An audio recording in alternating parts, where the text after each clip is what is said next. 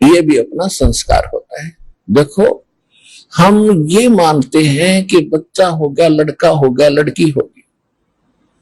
लड़की को तो हम मानते तो पराया धन होता है, इनको तो हमने शादी करके विदा कर देना, ये तो अपने घर जाएगी। फिर हम आशा लगाते हैं कि हमारे पुत्र हमारी बहुत सेवा करेंगे, बुढ़ापे में हमें बड़ा सुख देंगे, हमारी उंगली पकड़ेंगे। अपने आत्मा देखो, ये बात है कि मान लीजिए आपकी संतान बहुत अच्छी होगी, पुत्र, और पुत्र को जो भी अच्छी आगी और आपकी वो सेवा भी खूब करेंगे, और यदि आपके कर्म में भक्ति ना करने से आपको कोई कैंसर होगी। अब कैंसर का जो पीड़ा है वो तो पिताजी को सहन करनी पड़ेगी। बेटा और पुत्र वधू उसके साथ उस दुख में रो सकते हैं, उसकी सेवा कर सकते हैं, लेकिन वो कैंसर की पीड़ा तो पिताजी ने भोगनी पड़ेगी, उसमें वो पुत्र कुछ मदद नहीं कर पाएंगे। तो कहने का भाव ये है कि यहां जो हम आए, हमने अपने कर्मों को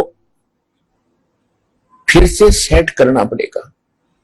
जो संस्कार हम लेकर आए हैं, प्रारब्ध जिसको कहते हैं, वो हमें प्राप्त होता है, उसके आधार से हम सुखी हैं तो सुखी हैं, जब दुख शुरू होंगे तो दुख ही आते रहे।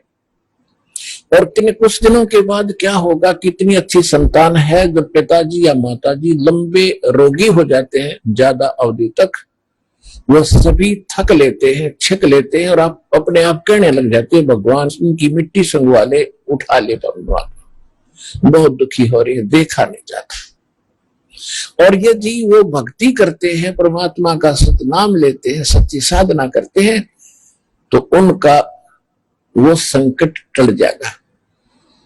और फिर बच्चे भी सेवादार हैं तो बहुत अच्छी बात है, अपना टाइम पास अच्छा हो जाएगा। परमात्मा कहते हैं, एक के दो लड़के थे, दो लड़की। लड़की विवाह दी, वो चलेगी अपने ससुराल, लड़कों की विदेश में सेटिंग होगी, उनका विवाह होते हुए अपने बच्चों को लेकर विदेश चले गए, और बुढ़ा और बुढ़िया वहां बैठी डोगा ले, और उनको होगी बीपी की शिकायत, कभी उसको दौरे पड़े, कभी बुढ़िया ने दौरे पड़े, सब पड़ोसी उठा उठा ले जाए उनको, तो वो बेटे क्या काम आए जो अमेरिका में बैठे, उसके उनकी आस में जी रही थी, मेरा उंगली पकड़ेंगे, पकड़ ली उंगली उनने, वो बैठे विदेश में, रोज आया जाना, और उनको रोज आना चाहिए, जरूरत आवश्यकता। तो कहने का भाव ये है कि एक कहावत है, एक संत कहने लगा, एक माई है, बुढ़ा बुढ़िया बैठे थे कि सुना माई परिवार कैसा है तेरा, उसका दो पुत्र दो पुत्री थी। तो क्या कहती है कि दो बेटी जाई, दो जाए पूत, और बेटिया न तो जमाई लेगी, बहू लेगी पूत, अमरे ऊट के ऊट। ऊट माने जिसका संतान ना हो उसको ऊट न पुता कहा करे, कि हम तो आज फिर ऊट के ऊट, बेटियों को तो जमाई दामाद ले गए, बहू लेगी पूत, हम तो दोनों रह गए ऊट के ऊट। तो कहने का भाव ये है कि ये संस्कार है आपका एक दूसरे के साथ जुड़ा हुआ। जैसे एक सुखदेव ऋषि मां की गर्भ से बाहर नहीं आया, 12 वर्ष तक मां के गर्भ में रहा। उसको ये पता चल गया कि बाहर आते ही एक ये त्रिगुणमयी माया, रजगुण ब्रह्मा, सतगुण विष्णु, तम गुण शिव जी का जो हमारे ऊपर प्रभाव है, एकदम अटैक करता है, हमें अचेत कर देता। तो इसने यही एक अपनी शर्त रखी थी ब्रह्मा विष्णु महेश के सामने कि मैं गर्भ से उस समय बाहर आऊंगा जब आप अपनी ये माया रोकोगे। तो ब्रह्मा विष्णु महेश ने कहा, भी ये तो ब्लड प्रेशर के सा काम है, ज्यादा हम भी नहीं रोक सकते, हमारे बस की बात नहीं, हम केवल इतनी देर रोक सकते, इतनी देर। तो उसने कहा ठीक है, आप इतनी देर रोक दो। इतनी देर में वो बाहर आ गया मां के गर्भ से, और ब्रह्मा विष्णु महेश तीनों चले गए। जब बच्चा उत्पन्न हुआ तो 10-20 मिनट के बाद एकदम खड़ा हो गया। खड़ा हो गया तो उसका पिताजी आया, व्यास जी, वेद व्यास जो थे उनके पिता थे। तो ऋषि जो सुखदेव ऋषि थी उठकर चल पड़े। 12 वर्ष की उम्र की एकदम शरीर हो गया उनका, और अपनी ओर नाल जो नाभि से मां की नाभि के साथ एक जेर सी लटकी रहा करे उसको कंधे पर डाल ली और चल पड़ा। व्यास ने कहा था बेटा तेरी 12 वर्ष इंतजार की मैंने, मेरा पुत्र होगा, जन्म होगा। मैं आज मुझे वो सौभाग्य प्राप्त हुआ अपने पुत्र प्राप्ति का, एक बार तेरे दर्शन कर लूं, मुझे शकल तो दिखा दी तेरी। तो कहने लगा नहीं ऋषि जी, ना जाने कितनी बार आप मेरे बाप बोलिए, ना जाने कितनी बार मैं तेरा बाप बोलिया, ये तो बुरी बीमारी है, इब के मैं ये कटवा कर छोड़ दूंगा और मैं आपको देखूं नहीं, क्योंकि विष्णु जी के गुण सतोगुण अनुसार मुझे आप में मोह हो गया तो फिर ये टूटेगा नहीं। एक लेवा एक देवा दूतम, कोई किसी का पिता न पूतम। सूक्ष्म वेद में लिखा है कि सुखदेव ऋषि ये कहने लगे एक लेवा एक देवा दूतम, कोई किसी का पिता नहीं पूतम, ये ऋण संबंध जुड़ा एक ठाठा, अंश में सब 12 बाटा। पुणात्मा इतना भयंकर जाल है ये काल का, क्योंकि आप बालक हो और दूसरे आपके ऊपर ये प्रभाव तीनों गुणों का इस माया का जबरदस्त है। कबीर साहब कहते हैं कबीर ये माया अटपटी सब गट आण अड़ी, और किस किस न समझाऊं या कुआ भांग पड़ी। अब ठीक है परमात्मा का ये ज्ञान जो सत ज्ञान है मालिक का दिया हुआ, ये एंटीबायोटिक काम करेगा, इस भांग ने उतारेगा और हम फिर शुद्धि मावेंगे और सतमार्ग पर चलेंगे। विचार करने की बात है, बहुत से प्रमाण हमारे सामने हैं। कैसी दुर्घटनाएं होती हैं, एक एक दुर्घटना में परिवार के 4-4, 5-5 सदस्य मारे जाते हैं। और एक तो ऐसी दुर्दांत घटना सामने आई थी अखबारों में, बिल्कुल सत्य थी वह। नरवाना गांव के एक पूरा परिवार और सिरसा सत्संग में जावा था, एक बुढ़ा शेष रह गया 70-75 वर्ष का, वो घर पर रह गया, बाकी सारा परिवार भेज दिया सिरसा कि जाओ बेटा अपना कल्याण कराओ। वो दुर्घटनाग्रस्त हो गए, 12 सदस्य एक का दुर्घटना में 8 सपोर्ट खत्म हो गए, एकला बुढ़ा रह गया। अब बताओ जिस आस में उसने सारा जीवन खोया था, मेरे पोता पोती होंगे, मेरा वंश चलेगा और जो है ना ऐसा हो जाएगा, तो काल ऐसी घाणी घाल है। तो इस लोक में अब वो क्या करेगा, 70 साल का, ना दोबारा कोई वंश चलान दूंगा, ये चले चलाएगा, नाश कर दिया, उसकी क्या आशा है कि वो फिर ठीक रहेगा। इसका कारण है कि वो सत्संग नकली, वहां ज्ञान नहीं, कोई भगवान नहीं, कोई आस नहीं, साथ नहीं। परमात्मा की शरण में जब इंसान आता है, अगर सच्चे दिलते हैं, सच्ची हमारी मर्यादा में चलता है, तो ये अटैक नहीं हो सकते। और ऐसे अटैक होते हैं तो भगवान नहीं है, करो ना वो संत है, ना उसका कोई ज्ञान है, ना भगवान है। अब दूसरी बात रही, जैसे यहां हमारे सामने कई ऐसी चीजें आई है, कुछ ऐसी निकम्मी आत्माएं आती है सत्संग में, यहां पूरा ढोंग करती है, रक्षा सूत्र भी लेते हैं, नाम भी लेते हैं, सतनाम भी प्राप्त कर लिया है, गले में लॉकेट भी डालते हैं, और वो यहां केवल चोरी करने आते हैं। अब इस तरह का कोई आदमी दुर्घटना में मरता है, आम आदमी तो यूं कहेगा कि रामपाल का चेला था, लॉकेट भी हुई है, धागा भी हुई है। वो रामपाल का चेला नहीं था, वो तो काल का चेला था। ऐसी दुर्घटना में वही व्यक्ति मारे जाएंगे, लेकिन भगवान का भक्त और सच्चे दिल से तो लग रहा है उसके निकट भी मौत नहीं आ सकती उस मालिक के हुक्म बिना। और तो बात छोड़ो।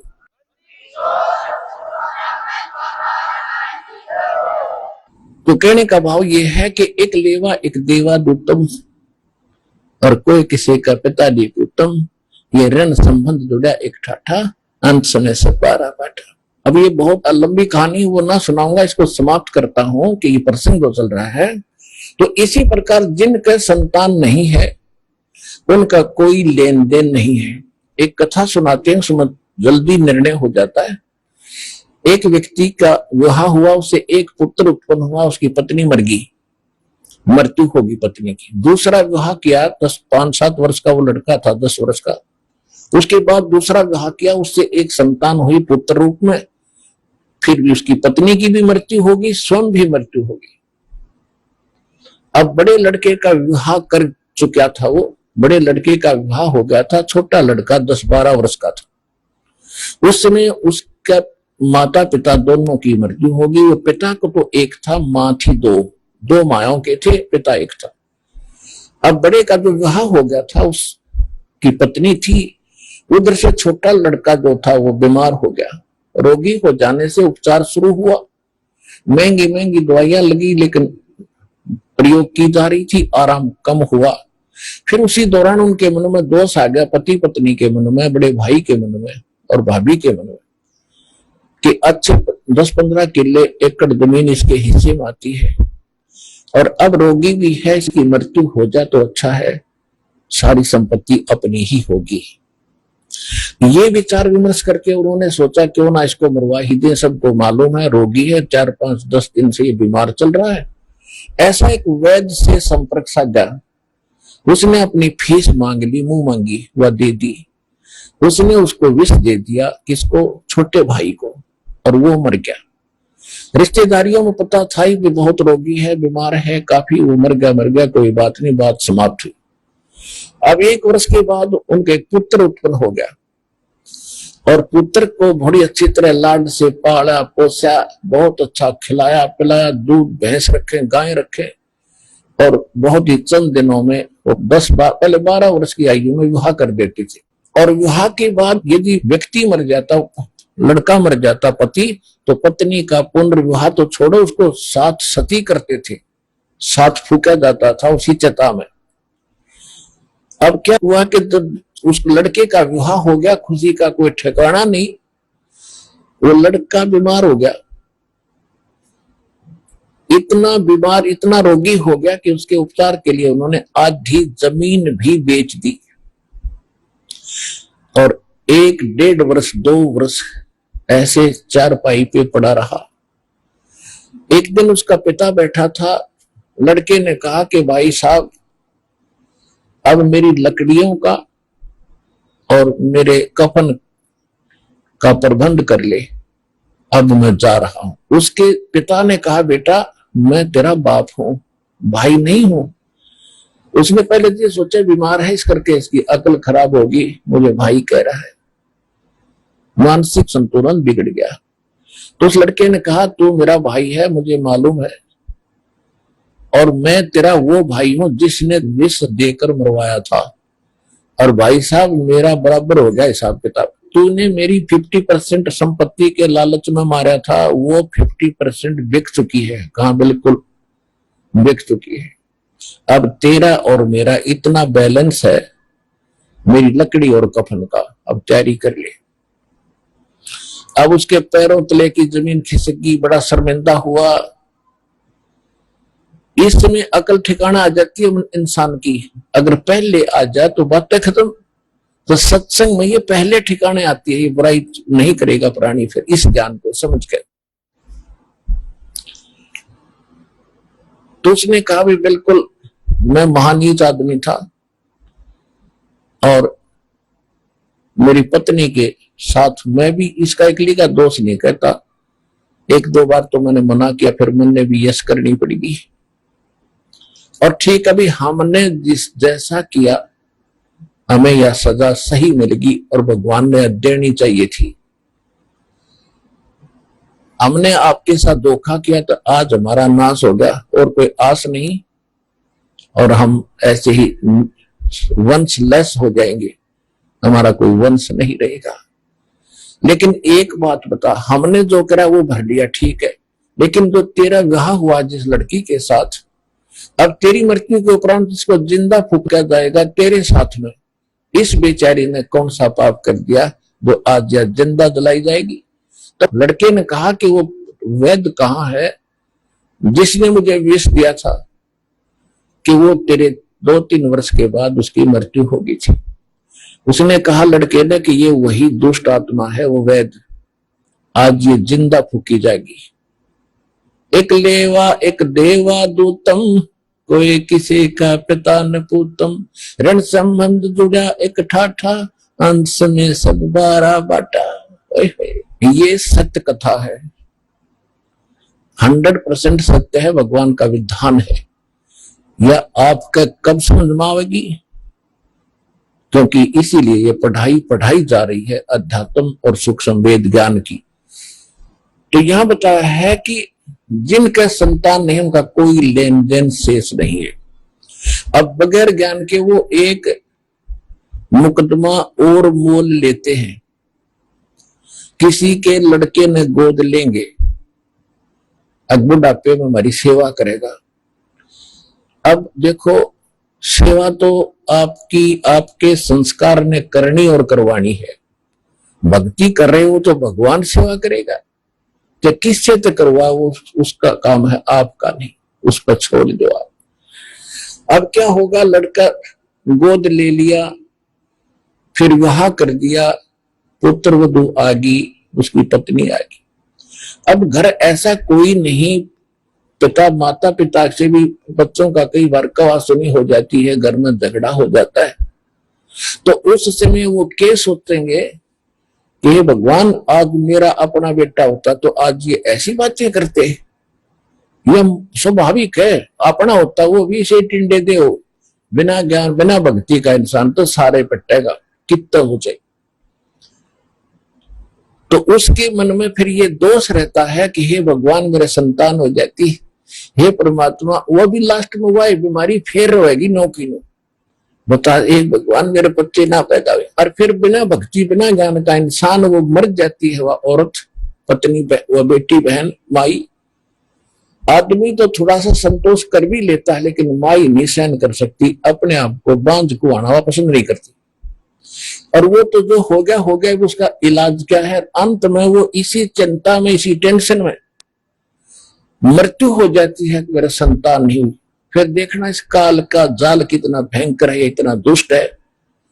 अब ये इसका आनंद लेता है कि मनुष्य जीवन तक खो दिया इसने, जो मिलना था वो मिलना था, नहीं मिलना था वो मिला ही नहीं चाहिए, सारा उम्र छटपटक लो। और कबीर परमेश्वर की शरण में आने के बाद अगर आपकी ऐसी कोई समस्या है, संतान नहीं है, तो वो भी देगा, लेकिन वो अच्छी आत्मा देगा, जो आपका लेन देन नहीं होगा उसे, वो अपने संस्कार बढ़िया लेकर आएगा, बेटा हो चाहे बेटी।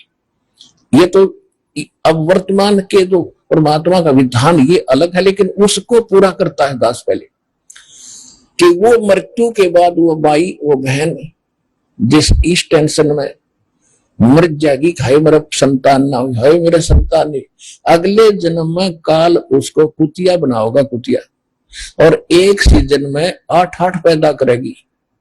अगले तो पूरी कर ले अपनी सारी टेंशन, वह कसर काट ले पैदा करने की, और फिर अगले जन्म में बनाओगा सूरी, 12 इकट्ठे पैदा करेगी। तो यह है भाई यहाँ का जाल, जो समझा जा तो ये काल का जाल। इससे बचने के लिए इस ज्ञान को आधार बनाओ, परमात्मा के इस एक एक वचन को सत्य मानो, कि जो आज जिसका संतान नहीं है वो 1 नंबर का, भगवान की दृष्टि में 1 नंबर का आदमी है। वो दोनों आत्माएं यदि वो भक्ति करते हैं और भक्ति नहीं करते हैं तो फिर वह दुर्गति होगी, जो अभी आपको बता दी। इतनी सी बात। अब आप देख लेना, देखो परमात्मा को विश्वास रखो। हम आपको बार बार कहते हैं कि यहाँ आने वाले प्राणी को सबसे पहले ये उद्देश्य होना चाहिए कि हमने मोक्ष प्राप्ति करनी है। बाकी रही जो यहाँ के संसारिक सुख, संतान हो जाए कोई बात नहीं, दे देंगे भगवान, पर विश्वास करना पड़ेगा। और फिर भी नहीं देते हैं तो इस ज्ञान को आधार बनाकर अपनी आंख बंद करके संसार से मन हटा के अपनी माला हाथ में रखियो, और चाहेगा तो भगवान आपका हाथ जुड़वा देगा। संतान की कोई बात है? यहाँ कई हजारों की संख्या में ऐसी बहनें हैं जो कहती है 15 वर्ष हो गए थे मेरे विवाह को, सारा कुछ करके थक लिए थे, आज उनको संतान है, कोई 8 वर्ष से, कोई 10 वर्ष से, कोई 20 वर्ष से, और संतान दे दी। संतान को इसके घर में दूर नहीं है, लेकिन हम ज्ञान ना होने से एक का डिमांड रख लेते।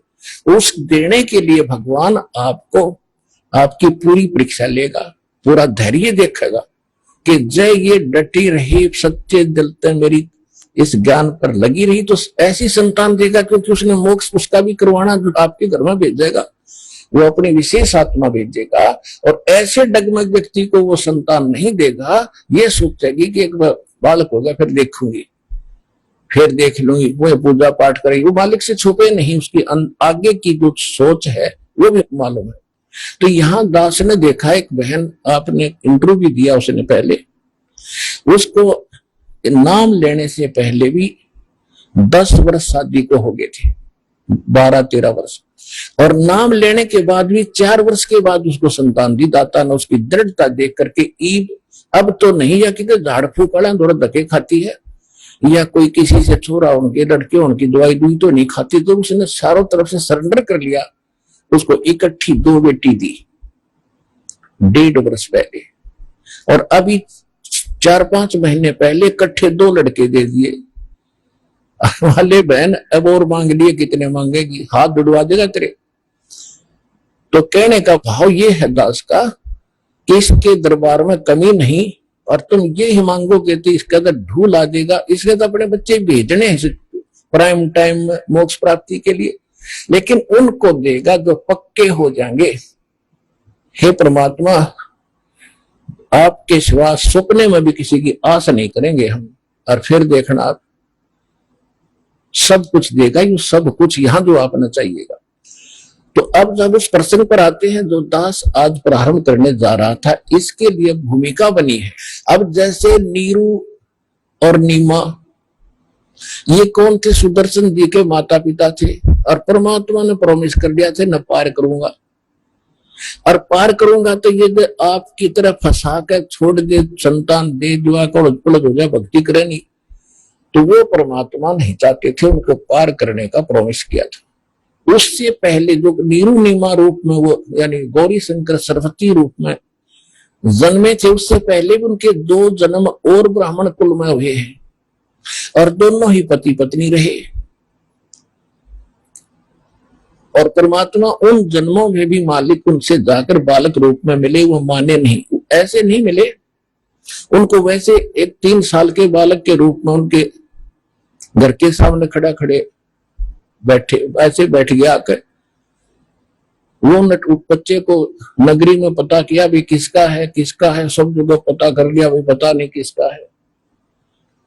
तो फिर उन्होंने सोचा भी किसी का नहीं है तो हम पाल लेते, हमारे संतान है नहीं। परमात्मा ने 1 महीने 2 महीने के बाद कहा कि मैं तुम्हारा गुरु जी हूं, मुझसे दीक्षा ले लो। हाँ, वो दोनों पंडित थे, और वो जगत के गुरु अपने आप को मान रहे। 1-2 वर्ष का बेटा ऐसे नहीं बोला करते हैं, हम तुम्हारे माता पिता हैं। परमात्मा तो आए इसलिए थे कि मैं तुम्हारा गुरु हूं, मुझसे दीक्षा लो, तुम जो साधना करते ही व्यर्थ है, क्यों जनता को भ्रमित करते हो तुम। उसने पंडित जी ने परमात्मा के एक दरा थप्पड़, ये बकवाद करे तो चुप बैठे, अंतर ध्यान हो गए उसी समय, ऐसे थप्पड़ मारने लगे, अंतर ध्यान हो गए। अब दोनों रो टक्कर मार मार कर, हे भगवान आप तो परमात्मा आए थे, फरिश्ते आए थे। अब इस तरफ में वो 5-10 वर्ष के बाद मृत्यु होगी। अब वो कसक बना के भगवान की, अगले दिन में फिर मिले 7 वर्ष की आयु का बच्चा, फिर भी उन्होंने नहीं माना, ऐसे अंतर ध्यान हो गए। अब तीसरे जन्म में फिर ऐसे मिले शिशु रूप में जो आया ही करते। अब भी वो निसंतान थे, 2 जन्म पहले भी निसंतान थे। परमात्मा नहीं चाहते उनका फांसी गल है, वो तो उनको पार करना उद्देश्य था, और नहीं तो वो उनको संतान भी दे सकते थे। अब उनकी उस डिमांड को कि हम, उसने तो एक करट ला रखी थी, नीमा ने, भगवान ए शंकर भगवान एक जातक दे देता तो हमारा भी संसार में जीवन हो जाता है, हम मुंह दिखाने जोगे हो जाते। बगैर ज्ञान के इंसान को ऐसा बहुत सी प्रताड़ना झेलनी पड़ती है। अब जिस दिन परमात्मा सतपुरुष कबीर साहब सतलोक से आकर कमल के फूल पर काशी शहर में लहर तारा तालाब पर आकर के विराजमान हुए, जो दास अभी आपको कथा सुना रहा था कि अष्टानंद तो चले गए अपने गुरु रामानंद जी के पास, उधर से वो नीरू और नीमा आ रहे थे स्नान करने के लिए सुबह सुबह। उस पहले दिन नीमा की कोई रिलेटिव आएगी, कोई नाती रिश्तेदार, और जब बहनें इकट्ठी होती हैं तो कुशल मंगल पूछती हैं, और घर में सुनसान देखती हैं तो कहती है भगवान, हे अल्लाह, एक जातक तो आपको प्राप्त कराना ही चाहिए था आपकी बेटी को। हे नीमा, एक बालक होता तो तेरा जीवन सफल हो जाता, संतान बिना तो जीना ना जीना बराबर होता है। यानी ये संसार के लोग ऐसे इंजेक्शन लगा देते हैं, स्वयं कुछ संतोष करे तो ये कर्ण नहीं देते। कुछ भूल सी पड़ती है, कोई ना एक ऐसी चर्चा कर ही जाता। तो क्या हुआ, वो सारी रात करवट लेती रही है, भगवान संतान होती है, शंकर भगवान एक जातक दे देते मैंने, तो उसके बाद फिर तड़फ जाएगी, 60 साल की उम्र होगी, फिर तड़फ जाएगी कि एक संतान तो हो ही जाती। सुबह उठकर नीरू कहने लगा चलो स्नानार्थ चलते हैं। वो रास्ते में रोती हुई जा रही है और भगवान शिव जी से अर्घ लगा रही है। वो भले ही मुसलमान बन गई थी, लेकिन भगवान शंकर उनके हृदय से हट नहीं रहे थे। शंकर भगवान, हे परमात्मा, एक जातक दे देते, हे परमात्मा हमारा भी जीवन सफल हो जाता, हे मालिक। इस तरह वो ऐसे कहते हुए चल रही थी। नीरू उसको समझा रहा था कि एक नीमा, यदि हमारे भाग्य में होता तो भगवान शंकर पहले ही दे देते। हमारे भाग्य में संतान नहीं है और आप रो रो के आंखें और खराब कर लोगी, उंगली पकड़ने वाला कोई है नहीं, ना रोया करे, सब्र कर, संतोष कर, भगवान ने जो रखना है वैसे ही रहना चाहिए, अल्लाह ने जो दिया वही ठीक है। ऐसे करते करते बातें वो पहुंच गए सरोवर पे। पहले नीमा स्नान करके आई, नीरू बाहर दूर बैठ गया। नीमा जब स्नान करके बाहर आ गई तो नीरू स्नान करने के लिए सरोवर में गया और नीमा अपने कपड़े चेंज करके जो कपड़ा बांध कर शरीर का नहाई थी उसको धोने के लिए पुनः किनारे गई। तब तक कुछ रोशनी सी हो गई थी, सूर्य उदय होने वाला था। उसने क्या देखा, कमल के फूल पर एक बालक ऐसे ऐसे हिल रहा है, उसका पैर। उसने पहले देखा कि कोई सर्प ना हो, मेरे पति को डस ना ले। परमात्मा ने एक पैर का अंगूठा मुख में दे रखा था, एक पैर को हिला रहे थे। नीमा ने जब ध्यान से देखा को ये तो कोई बालक है, अपने पति से कहती है कि देखना जी, कमल के फूल पर बच्चा, कमल के फूल पर बालक है।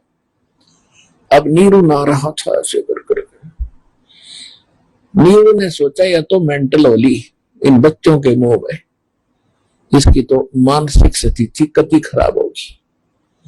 नाता नाता कह रहा है कि नीमा मैंने बहुत समझा लिया, मानती कति नहीं। अब तुझे इतना मोह हो गया, इतनी मेंटल पागल होगी, तुझे जल में भी बच्चे दिखने लगे, तो शांति कर, कुछ सब्र कर, विचार कर।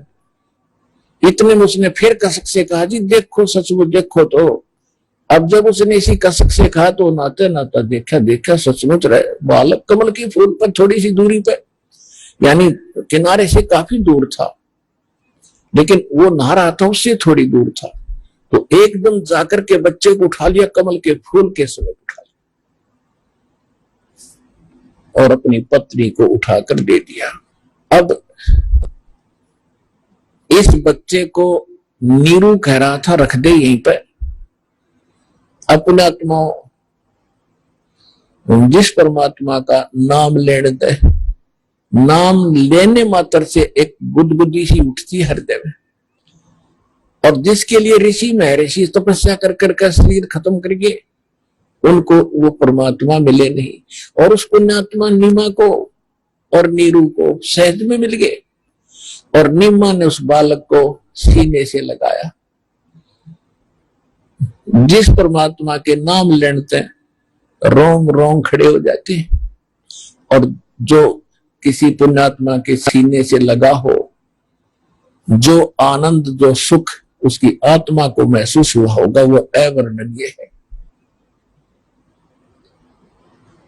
अब गरीबदास जी ने अपनी वाणी में उस परमात्मा के मिलन की आगे जो क्या लीलाएं हुई वो कितने सुंदर रूप से स्तरार्थ की है, अमरवाणी से, जो भगवान की अमरवाणी से सुनाएंगे।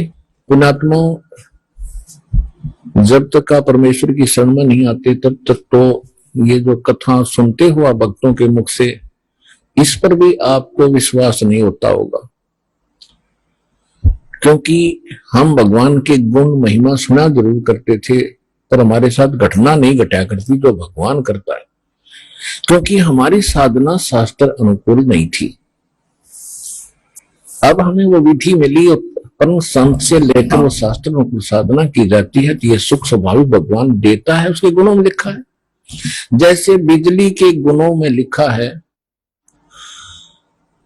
वो सब सत्य है, पंखा चलाती है, अंधेरे को उजाले में कर देती है, जो है दूध रिड़क देती है, ट्यूबवेल से जल निकाल देती है, आटा पीस देती है, चक्की चलाती है, तो ये सब गुण है उसके अंदर। लेकिन वो मिलते कैसे हैं? कनेक्शन लेना पड़ता है प्रॉपर वे से, उसके संबंधित कागज पूरे किए जाते हैं, उसकी टर्म एंड कंडीशन सारी पूरी फॉलो करी जाती है। जब हम उसकी सब कंडीशन पूरी करते हुए कनेक्शन हमें मिल जाता है, फिर आगे भी वो टर्म एंड कंडीशन निभानी पड़ती है, समय पर बिल भरना पड़ता है, नहीं तो कनेक्शन फिर भी कट जाता है। तो कनेक्शन मिलने के बाद जो गुण होते हैं बिजली के, वो आपके घरों में शुरुआत हो जाती है। इसी प्रकार ये सतलोक आश्रम बरवाला जिला हिसार हरियाणा के अंदर ये दास उस परमात्मा का वो लाइनमैन बैठा है जो भगवान के कनेक्शन को आपसे जोड़ सकता है, न इस पृथ्वी पर कोई जोड़ने वाला नहीं है।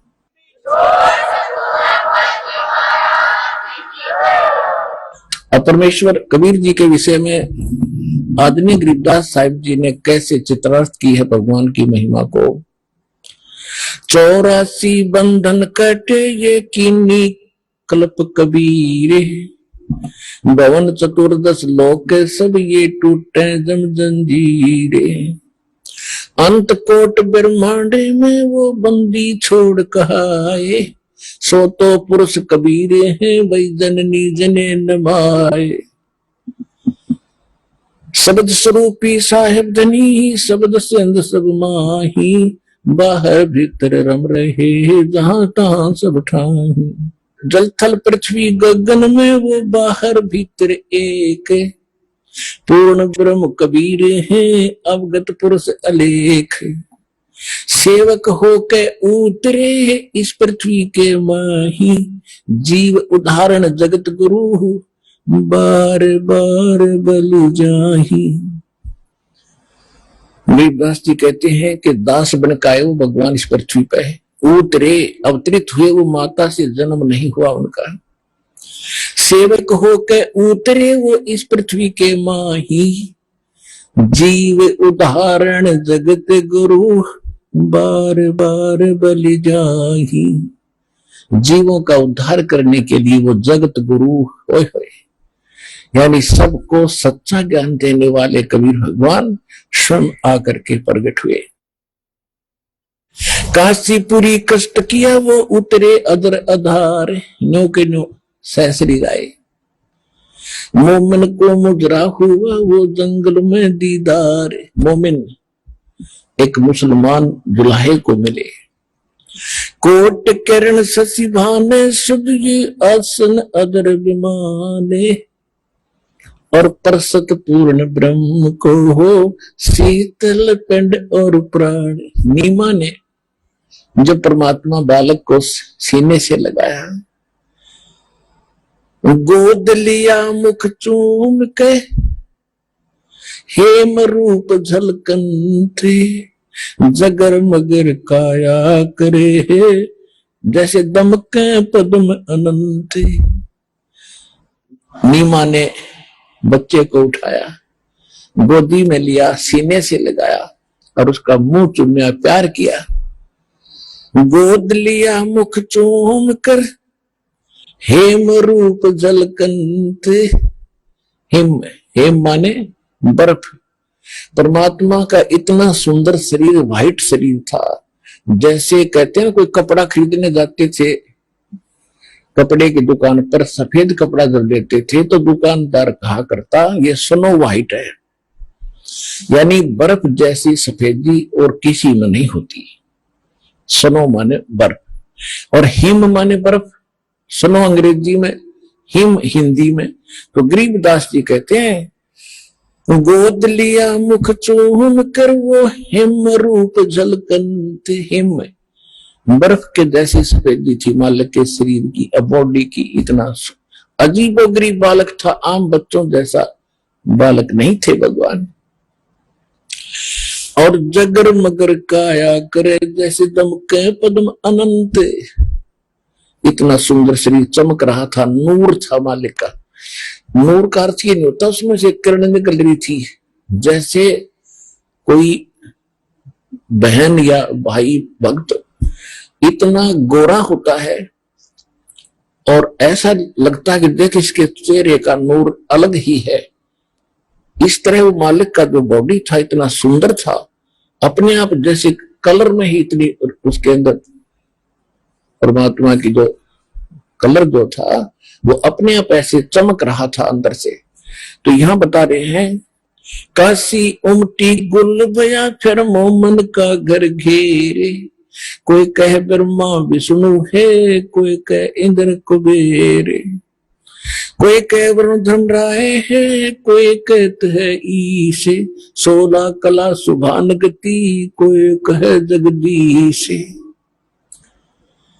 दूध न पीवन अनुभव के वो न पलने झूलनते, अदर अमोन ध्यान में जो कमल कला फूलनते। भक्ति मुक्ति ले उतरे, गिरिदास जी कह रहे हैं भक्ति और यथार्थ मुक्ति मार्ग को लेकर परमात्मा स्वयं उतरे, अवतरित हुए।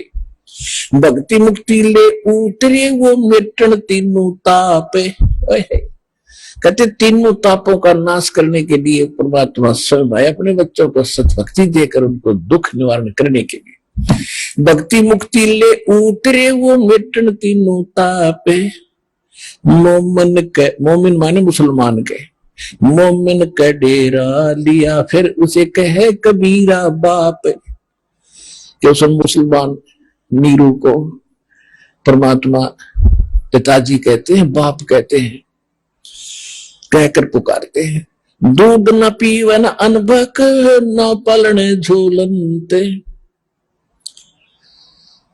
अगर अमान ध्यान में वो कमल कला फूलनते। गरीबदास जी क्या बता रहे हैं कि परमात्मा ना अन्न खा रहे थे ना दूध पी रहे थे, और शरीर इतना स्वस्थ और फल रहा था जैसे कमल का फूल, कमल के फूल को जो उगता है सरोवर में और उसमें चाहे कितना ही पानी छोड़ दे, और नहर का अगर पानी का लेवल ऊपर बढ़ता जाएगा तो कमल का फूल ऊपर रहेगा उसपे, चाहे 100 फुट पानी बढ़ चढ़ जाए तो 100 फुट ही कमल ऊपर पहुंच जाएगा, रहेगा पानी से ऊपर। यानी इतनी स्पीड से बढ़ता है वो कमल का डंठल। तो यहां परमात्मा के विषय में गरीबदास जी कह रहे हैं कि ना तो दूध पीवे ना अन्न खा रहा था, और स्वस्थ ऐसा था, शरीर ऐसे फल रहा था, फूल रहा था, बढ़ रहा था जैसे कमल का फूल बढ़ता है।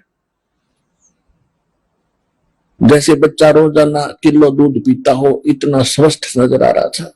दूध न पीवन अनुभव के नहीं पालने झूलन थे, अगर अमान ध्यान में वो कमल कला फूलन पे। कोई कह छल ईश्वर नहीं, कोई किन्नर के लाए, कोई कह गण ईश का जो जो मां तेरे साए। अब बच्चे ने कोई कुछ कह रहा था, कोई कुछ कह रहा था, जितने भी नाम धरे थे, कोई कहता ये वैसे ही कोई ऐसे आ गया, कोई भूत प्रेत की आत्मा होगी इसमें। तो इन बातों से नीमा बहुत दुखी हो रही थी। दुनी कहे यू देव है, देव कहते हैं ईश, ईश कहे ये तो पार ब्रह्म है, पूर्ण विश्व बीश। अब कोई कहे यू देवता है, कोई कहता है, कहते यहाँ के भगवान भी ये कह रहे थे कि नहीं ये तो कोई और ही शक्ति है। ऐसा गरीबदास जी चित्रार्थ कर रहे हैं कि वो ऐसा सोच रहे थे। फिर परमात्मा का नामांकन करने के लिए काजी आगे कुरान ले गए। काजी आए कुरान ले, दर लड़के का नाम है, अक्सर अक्सर मैं भरा धन कबीर बल जाऊं, सकल कुरान कबीर है, हरफ लिखे जो लेखे, काशी के काजी कहे या गई दीन की टेक। अब जो परमात्मा का नाम रखने के लिए काजी आगे नामांकन करने के लिए, अब वो क्या करते हैं, कुरान शरीफ एक उनकी पवित्र पुस्तक है, उसको ऐसे खोलते हैं और खोलते ही जो प्रथम अक्षर होता है उसके नाम पर उसका नाम रखा जाता है। जब कोई रैसे है तो रफीक अहमद, ऐसे है तो सफीक अहमद। उसमें क्या निकला, कबीर। कबीर शब्द पहले अक्षर था।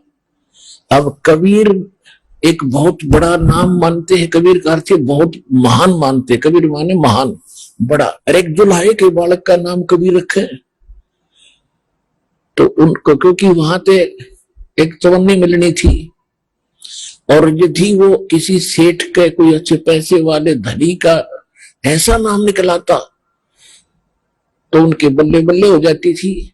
वो उनको ना जाने 100 रुपये दे देता, 500 रुपये दे देता, बड़ा सुंदर नाम निकाला।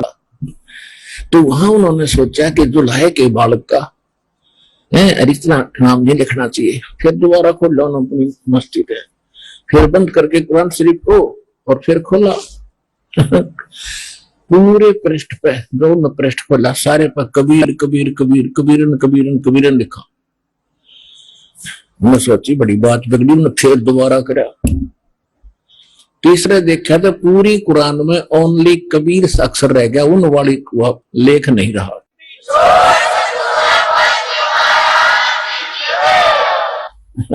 और परमात्मा कहने लगे काजी और मुल्लाओ मेरा नाम कबीर ही रहेगा। फिर क्या होता है कि वो तो चले गए पटक के कुरान में रख लो कबीर, हो गया कबीर, कौन बैठा उसने, जो नाम वो लेकर आए थे तो चलना ही था।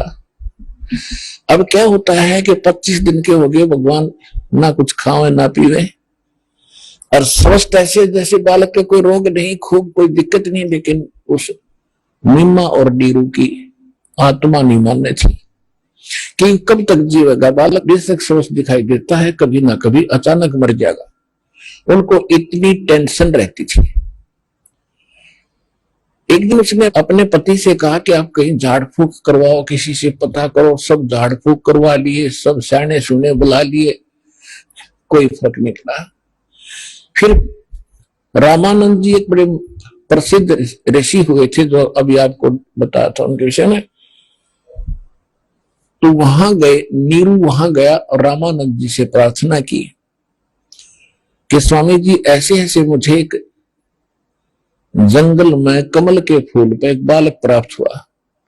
अब वहां क्या है कि वो डरते न्यू ना बताओ थे, कमल के फूल पे मिला तो कोई मन में कोई ना। तो रामानंद जी के सामने कहा जी मैं ऐसे घूमन गया था और वहां पर मुझे एक बालक मिला है और बड़ी खुशी हुई मेरे को, मैं सुन्नी संतान था, परमात्मा ने मुझे, अल्लाह ने मुझे पुत्र दिया। लेकिन समस्या ये है ऋषि जी, वो कुछ खा ना रहा ना पी रहा है, वो मरेगा। तो रामानंद जी ने कहा कि भाई देखो, पिछले जन्म में तू ब्राह्मण था और इस जन्म में भी तू ब्राह्मण था, तेरी कोई करनी में फर्क पड़ गया और जिस कारण से तू मुसलमान बन गया, किसी का दोष नहीं है, तेरे कर्म का फल है। फिर भी तुम्हें जो पुत्र प्राप्त हुआ है उसके लिए वो भी कोई विद्वान पुरुष है, कोई सिद्ध पुरुष है और उसके लिए कोई कुंवारी गाय ला और वो कुंवारी गाय दूध देगी तो वो दूध पीवेगा। तो ये बात उस नीरू के गले उतरी नहीं, कुंवारी गाय दूध कैसे देगी। उसने सोचा, स्वामी जी ने गोली दे दी मीठी मेरे ताई, कुंवारी गाय दूध देना मेरा बेटा जीवन। तो वो उधर से नीमा तड़फ रही थी, 25 दिन हो गए थे और रह रह कर याद कर रही थी अपने भगवान शंकर को। बेशक वो मुसलमान बन गए थे लेकिन भगवान शंकर की भूल पड़े नहीं थी। और उस दिन वो कैसे याद कर रही थी कि हे शंकर भगवान, आपको एक ही दिन हमने हृदय से पुकारा था, आपने मेरी पुकार सुन ली, एक पुत्र दे दिया। अब ये मरेगा साथ मैं मरूंगी, ये मेरा फाइनल फैसला है, हृदय से ये मान लिया उसने। अब वो परमात्मा तो काशी में कपड़ा बुनते बुनते भी पूरे ब्रह्मांडों का संचालन करते थे, शिशु रूप में विराजमान भी सब ब्रह्मांडों का संचालन कर रहे थे। वहीं से उसी समय परमात्मा ने देख दिया बुढ़िया मरेगी, मैं तो मरू नहीं पर यह जरूर मर जाएगी इस टेंशन में। उधर से शंकर भगवान को प्रेरणा की कि भी तुझे कौन याद कर रहा है। वो करे करा साइया मन में लहर उठा, दादू से जरजीव के आप बगल हो जा। तो शंकर जी ने ध्यान से देखा कि एक माई रो रही है, मुझे याद कर रही है। वो साधु रूप बनाकर संत का वहां प्रकट हो गया। आगे यानी ऐसे शिवपुरी से उतरे अपने लोग से और वहां आकर कहने लगे माई क्यों रो रहे हो आप, कारण बताओ। तो माई ने कहा कि महाराज जी रोती रोती बोल रही थी कि सुनोगे मेरे दुख ने, पहले तो हमारे कोई संतान नहीं थी, अब इस उम्र में एक दिन हृदय से मैंने अपने भगवान शंकर को याद किया था और शंकर भगवान ने मुझे एक कमल के फूल पर ये बालक दे दिया और अब 25 दिन हो गए, ना खाता है ना पीता है। अब ये मरेगा महाराज जी, साथ मरूंगी, अब मैं जीऊंगी नहीं। शंकर भगवान ने कहा कि वो बालक लाओ मेरे पास। बालक नीमा लाई ठाके। नीमा ने सोचा महात्मा जी के चरणों में डाल दूं, इसका जीवन दान कर दे। इस उद्देश्य से बच्चे को चरणों में डालना चाहा। माई के हाथों से उठ कर परमात्मा नवजात शिशु के रूप में और शंकर भगवान के सिर के सतर में हवा में डट गया अपने आप। और वो नीमान ये सोच रही थी कि ये जो सामने साधु खड़ा है ना, इसकी करामात है, मेरे बच्चे को ऐसे कर दिया, ओहो ये तो बड़ा महापुरुष है। फिर शंकर भगवान ने ऐसे किया जैसे गोदी में बच्चे को लेते हाथों में, ऐसे करते ही परमात्मा उनके हाथों में आ गए। आइए अब हम उन श्रद्धालुओं के अनुभव जानते हैं जो जगत गुरु तत्वदर्शी संत रामपाल जी महाराज जी से दीक्षा प्राप्त कर चुके हैं तथा उनके द्वारा बताए गए भक्ति मार्ग पर चल रहे हैं। नमस्कार सर। नमस्कार सर। सर क्या नाम है आपका? मन खान सर। सर आप कहाँ से आए हैं? गांव नंगला चरस, तहसील वेट, जिला भरतपुर, राजस्थान। सर संत रामपाल जी महाराज जी से आपने नाम दीक्षा कब ली? 17 जून 2017 को। संत रामपाल जी महाराज जी से नाम दीक्षा लेने से पहले आप क्या भक्ति साधना करते थे? सर हिंदू धर्म के अनुसार मैं ब्रह्मा विष्णु महेश एवं हमारे वहाँ पे सत्संग चलता है साकार विश्वरी का, भोले बाबा के नाम से, मैं उसमें जाया करता था 8-9 वर्ष से। सर इतनी सारी भक्ति साधना करने से आपको क्या लाभ प्राप्त हुए? सर भक्ति साधना करने से मेरे को लाभ तो कुछ प्राप्त नहीं हुआ, उल्टे हानि होने लगी मेरे को। और हानि ऐसी हुई कि एक हमारे वहाँ पे एक नकली कबीरपंथी में वो सावधान बाबा हैं, वो आए थे एक दिन। तो मैं उनको हाथ दिखाने के लिए, नौकरी पूछने के लिए कि बाबा मेरी नौकरी लगेगी या नहीं लगेगी, तो मैं उनके पास गया कि बाबा मेरा हाथ देखना जरा और मेरे को बताओ मेरी नौकरी लगेगी या नहीं लगेगी।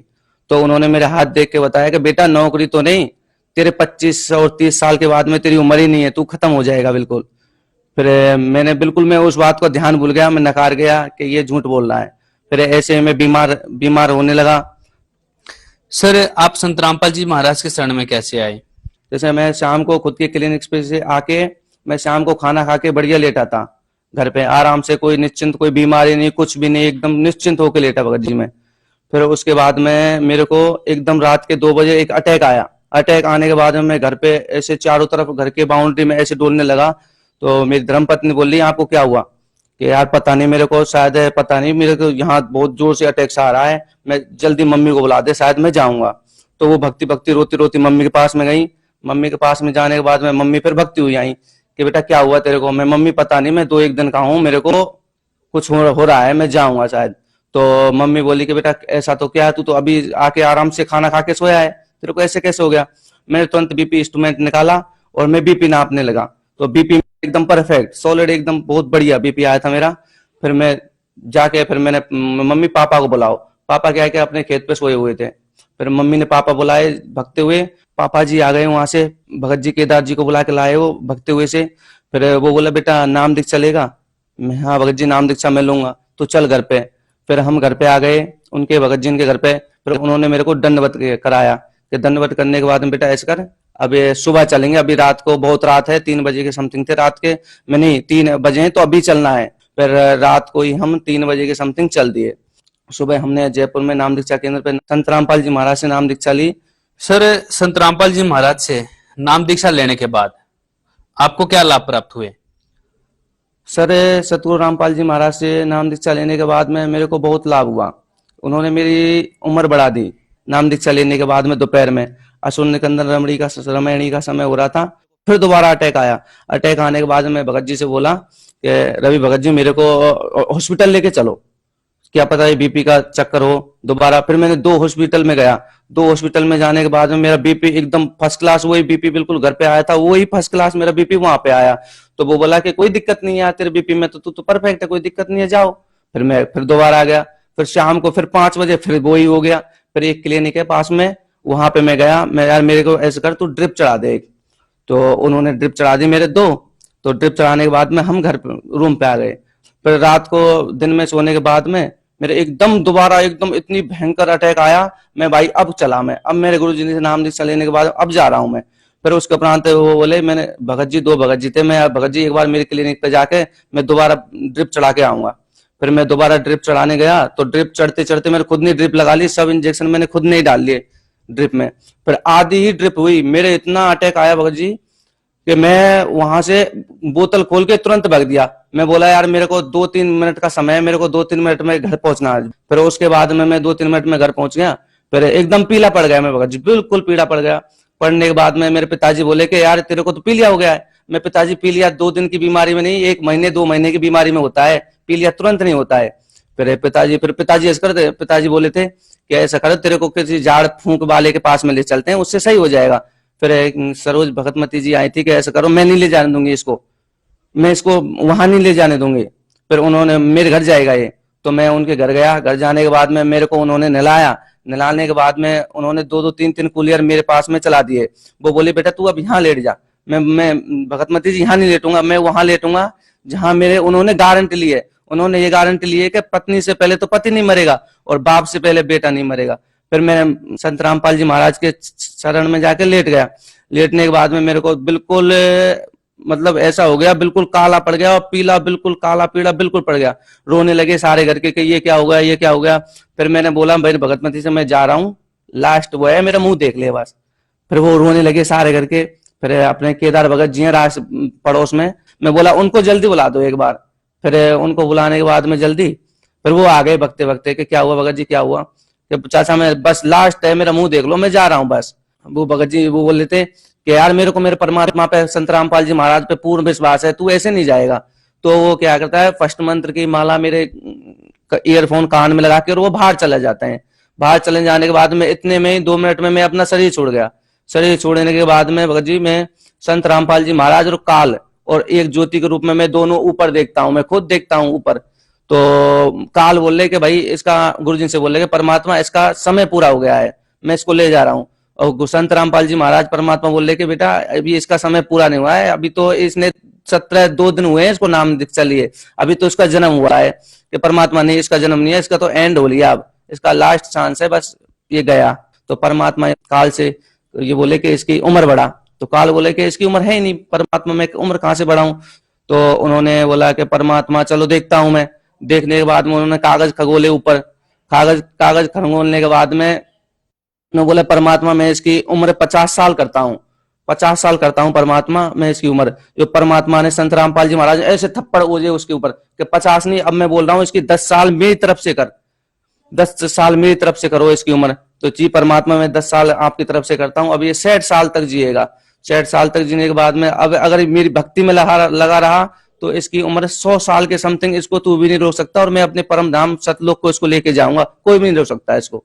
इस प्रकार संत रामपाल जी महाराज ने मेरी उम्र बढ़ाई और मेरे को जीवन दान दिया। इतने में ही सर मैं ऊपर से मेरी ज्योति रूप में शरीर वापस आ गया, आत्मा वापस आ गई और मैं उठ खड़ा होकर देखने लगा कि मैं यहाँ कहाँ कैसे। फिर उसके उपरांत मेरे मम्मी वगैरह पापा भी बैठे थे। पापा से बोला मेरे पापा मम्मी देखो आप थोड़ी देर पहले तो ये बोल रहे थे कि तेरे को पीलिया हो गया है, अब देखो मेरे मुझसे 2 बोतल खून आप निकाल सकते हो, कहाँ है मेरा पीलिया। पीलिया आप पीलिया बोलते हो कि पीलिया कुछ नहीं है, मेरे एकदम सही हूं मैं बिल्कुल। फिर इतना कह के घर वाले रोने लगे। फिर मैंने घर वालों को बताया कि ऐसे संत रामपाल जी महाराज ने मेरी उम्र बढ़ा दी और उन्हीं में इतना ही मेरी उम्र थी। तब मेरे को उस समय याद आया कि एक संत ने मेरी भविष्यवाणी की थी कि 25 और 30 साल के बाद में तेरी उम्र खत्म है। तो संत रामपाल जी महाराज ने इस प्रकार मेरी उम्र बढ़ाई। शायद मेरी जिंदगी गुजर जाए, इतना लाभ शायद मैं नहीं सुना सकूं। मेरे को बहुत लाभ हुए। मैं दारू मीठ खाता था और मैं अंडे का सेवन भी करता था। मैं बहुत भयंकर मीट खाता था। मैं 1-2 किलो मीट एक बार में खा जाता, क्योंकि मैं जिम जाता था, 3 टाइम जिम जाता था। मैं बहुत मेहनत करता था शरीर के लिए। सब विकार संत रामपाल जी महाराज के सत्संग में आने के बाद में सारे विकार मैंने छोड़ दिए। अब बिल्कुल मैं भी किसी चीज का सेवन नहीं करता हूँ। सर, आपने बताया कि संत रामपाल जी महाराज ने आपकी आयु बढ़ा दी, तो संत रामपाल जी महाराज में ऐसी कौन सी शक्ति है जो आपकी जीवन बढ़ा दिया संत रामपाल जी महाराज ने? तत्वदर्शी संत रामपाल जी महाराज पूर्ण संत हैं, पूर्ण परमात्मा कबीर साहिब के ही अवतार हैं। वो जो इसे धराधाम पे आए हैं लोगों का उद्धार करने के लिए, और वो शास्त्र के अनुसार भक्ति साधना करा रहे हैं। शास्त्र के अनुसार सारा ज्ञान खोल खोल के बता रहे हैं लोगों को कि आओ भक्ति साधना ग्रहण करो। ऋग्वेद में ये लिखा हुआ है कि अगर जिसकी मृत्यु नाश हो और वो परमात्मा संत कबीर साहिब से नाम दीक्षा ले ले तो वो 100 साल से भी अधिक उम्र उनकी बढ़ा देते हैं। सर, आप जन समुदाय को क्या संदेश देना चाहेंगे? सर, हम जन समुदाय को यही संदेश देना चाहते हैं कि आओ, परमात्मा संत रामपाल जी महाराज इस धराधाम पे आए हैं और वो शास्त्र के अनुसार भक्ति साधना करा रहे हैं, और आप सभी का मोक्ष कराओ आप आके। सर, संत रामपाल जी महाराज जी से नाम दीक्षा कैसे ले सकते हैं? सर, सतगुरु रामपाल जी महाराज का अनेक टीवी चैनलों पे सत्संग आता है। उस पे नंबरों की पट्टी चलती है, उन पे नंबर दिए हुए होते हैं। उन पे नंबर डायल करके आप नाम दीक्षा की जानकारी प्राप्त कर सकते हैं, नाम दीक्षा ले सकते हैं। सर, धन्यवाद सर। सत्संग।